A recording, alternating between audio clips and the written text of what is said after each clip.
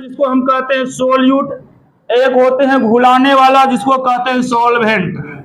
और दोनों जब आपस में मिल जाए पूर्णतेन अर्थात जब समांग मिश्रण बन जाएगा, कैसा मिश्रण प्राप्त होगा? समांग मिश्रण। तो ऐसे मिश्रण को हमें वास्तविक विलयन है ना, ट्रू सॉल्यूशन कहते हैं। इसलिए अब डिफिनेशन देंगे।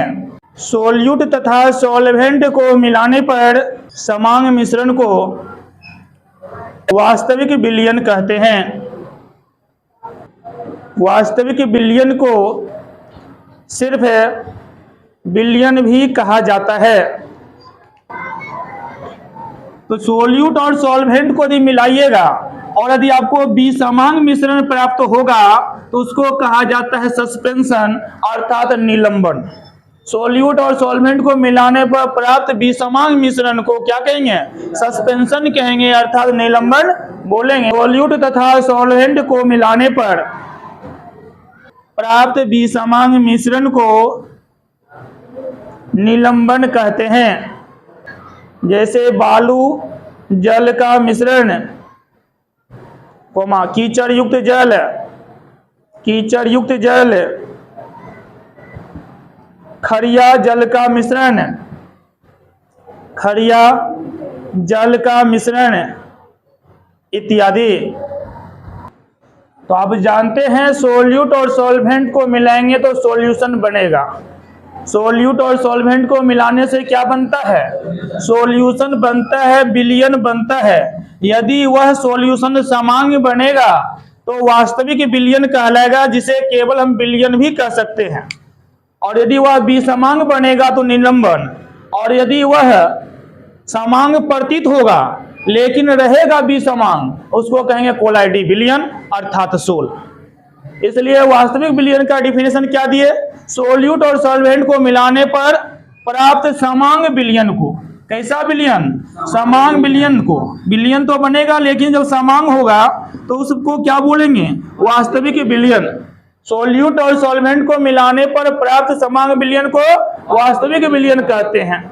इसे केवल विलयन भी दिया जाए, केवल विलयन का डिफिनेशन भी पूछ दिया जाए तो भी आप वही बोलेंगे, सोल्यूट और सॉल्वेंट को मिलाने पर प्राप्त समांग मिश्रण को विलयन कहते हैं।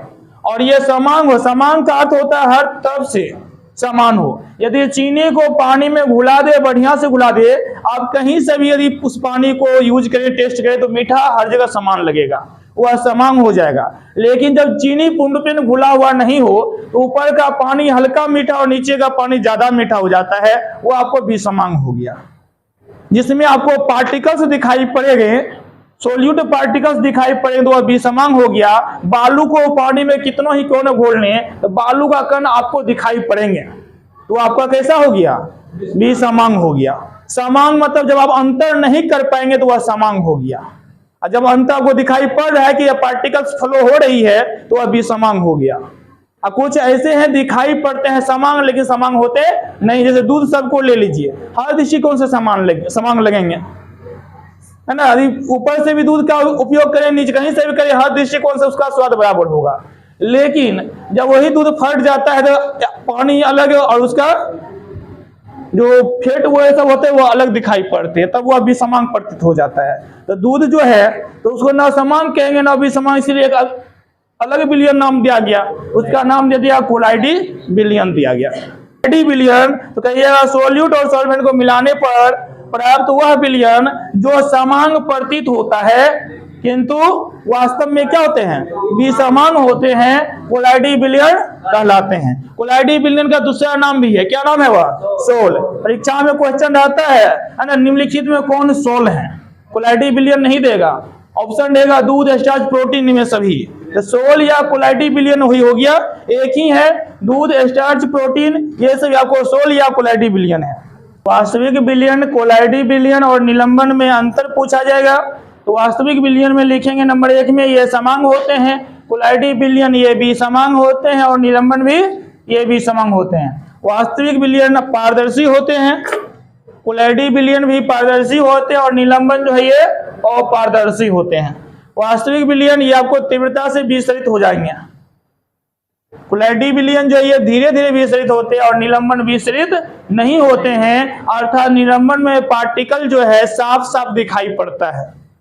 वास्तविक विलयन जो है बरौनी गति प्रदर्शित नहीं करेंगे, कोलाइडी विलयन जो है ये बरौनी गति प्रदर्शित करते हैं, जबकि निलंबन जो है ना, बरौनी गति जो है अति सूक्ष्म निलंबन में प्रदर्शित करते हैं। जब काफी छोटे छोटे कण होते हैं, निलंबन होते हैं, तो जाकर ये बरौनी गति को प्रदर्शित करता है। विसरित का अर्थ होता है घुल मिल जाना। विसरित का अर्थ क्या होता है? घुल मिल जाना। जैसे यदि चीनी को पानी में डालिएगा तो पुण्य में घुल मिल जाएगा, अर्थात वो तेजी से घुलेगा, ये तेजी से विसरित हो गया। कोलाइडी विलयन हो गया धीरे धीरे विसरित होना।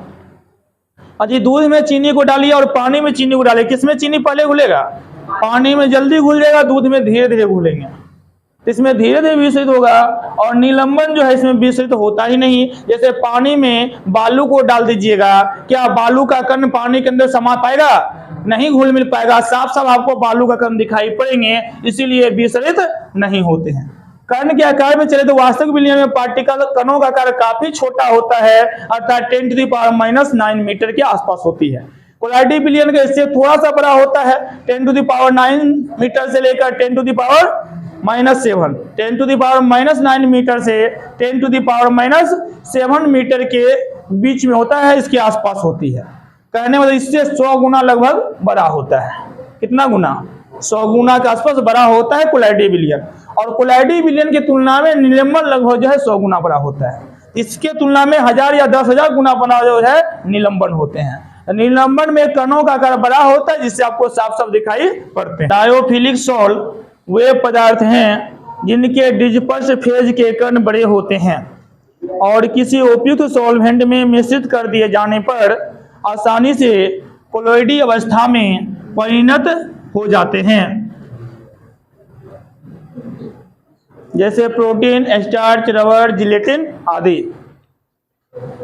एक होता है लायोफोबिक सॉल्व और एक होता है लायोफिलिक सॉल्व। लायोफोबिक सॉल्व का दूसरा नाम जो है द्रव विरोधी सॉल्व भी है, मतलब द्रव में घुलने से कोई फायदा नहीं, घुलने वाला नहीं है। जबकि लायोफिलिक सॉल्व का दूसरा नाम द्रव से नहीं, मतलब द्रव में घोलिएगा आसानी से घुल करके कोलॉइडी अवस्था को प्रदर्शित करेगा। ये दोनों सॉल्व एक पदार्थ है। लायोफोबिक सॉल्व क्या है? एक पदार्थ है, और लायोफिलिक सॉल्व भी एक पदार्थ है। अंतर क्या होता है? इसका डिस्पर्स फेज के जो कण है, डिस्पर्स फेज के कणों का आकार, अब इसी का डिस्पर्स फेज का ही कण का आकार छोटा है, तो दूसरा कण इसके अंदर समा पाएगा? नहीं समा पाएगा, नहीं समा पाते हैं, अर्थात कोलॉइडी अवस्था में भी साधारण तरीके से परिणत नहीं हो सकते हैं। तो ऐसे जो सॉल्ट हैं उसे कहा जाएगा आपको लायोफोबिक सॉल्ट। इसमें आ जाता है आपको आर्सेनिक सल्फाइड है, फेरिक हाइड्रोक्साइड है, सोना और अन्य धातुएं हैं, ये सब को लायोफोबिक सॉल्ट में आ जाते हैं। इसलिए डिफिनेशन क्या दे दिया लायोफोबिक सॉल्ट का? लायोफोबिक सॉल्ट वो एक पदार्थ है जिसका डिस्पर्स फेज के कणों का आकार काफी छोटा होता है और आसानी से कोलॉइडी अवस्था में परिणत नहीं किए जा सकते हैं। क्या कहलाते हैं? लायोफोबिक सॉल्ट कहलाते हैं। इसके जस्ट उल्टा होगा लायोफिलिक सॉल्ट। तो लायोफिलिक सॉल्ट भी पदार्थ है जिसमें डिस्पर्स फेज के कणों का आकार क्या होगा? बड़ा होता है। डिस्पर्स फेज के कणों का आकार बड़ा होता है और किसी उपयुक्त सॉल्वेंट में घुलाने पर या मिला देने पर वे आसानी से कोलॉइडी अवस्था में परिणत हो जाते हैं। जैसे प्रोटीन सबको लीजिए, है ना, आसानी से घुल मिल जाएगा, कोलॉइडी अवस्था परिणत हो जाता है। प्रोटीन हो गया, स्टार्च हो गया, रबर हो गया, जिलेटिन हो गया, ये आसानी से आपको कोलॉइडी अवस्था में परिणत हो जाते हैं। ऐसे सॉल्ट आपको लायोफिलिक सॉल्ट कहलाते हैं। हेडिंग डालिए।